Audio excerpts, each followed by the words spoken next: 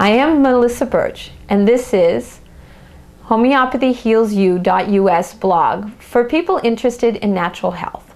So, in the blog before, I had you do a journal exercise, which was a way to start to understand this deeper state that is how homeopathy works. We actually match this deeper state with a homeopathic remedy. And so I had you take a problem, something that was bothering you. It could be on a physical level, mental, emotional, or spiritual. Could even be situational. And had you free flow write. And then what we're going to do today is start to look at how you could analyze this from a homeopathic viewpoint. And then one of the things that we do in homeopathy is that we're always looking for the strange, rare, and peculiar. Now that might be a new concept for you.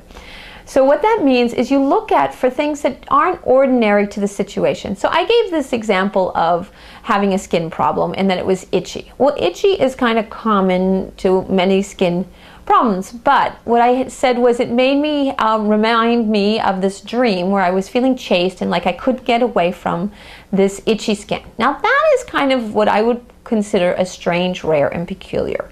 So this is the kind of language that you start to look for in homeopathy. This is how a homeopath starts to listen to your case or to your deeper state, which is how we match that understanding with a homeopathic remedy so that you can get better. So what you want to do is, if you haven't done the exercise with the journal, is to do the exercise, which is in the previous blog. And then what you want to do is circle these words, okay? Some of them may have a lot of intensity, like emotional words sometimes. Like, you know, if you just wrote that I'm angry and blah, blah, blah, but if you wrote anger, anger, anger, anger all through the piece, you're going to want to circle it because it has intensity. I explained that strange, rare, and peculiar, anything that stands out that's unusual.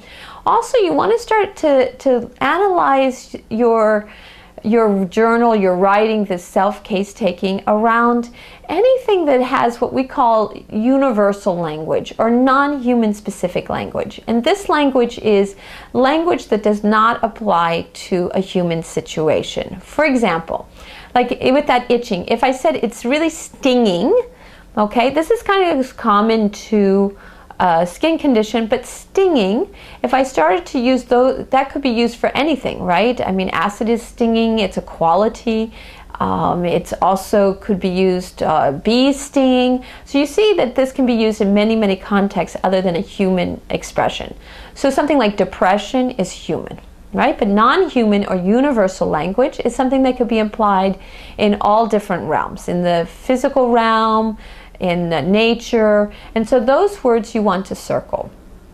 And now you want to go back and just start to understand these unusual expressions that you've used, something that's had a lot of intensity, and these universal language that you used in your own expression of this problem that you had.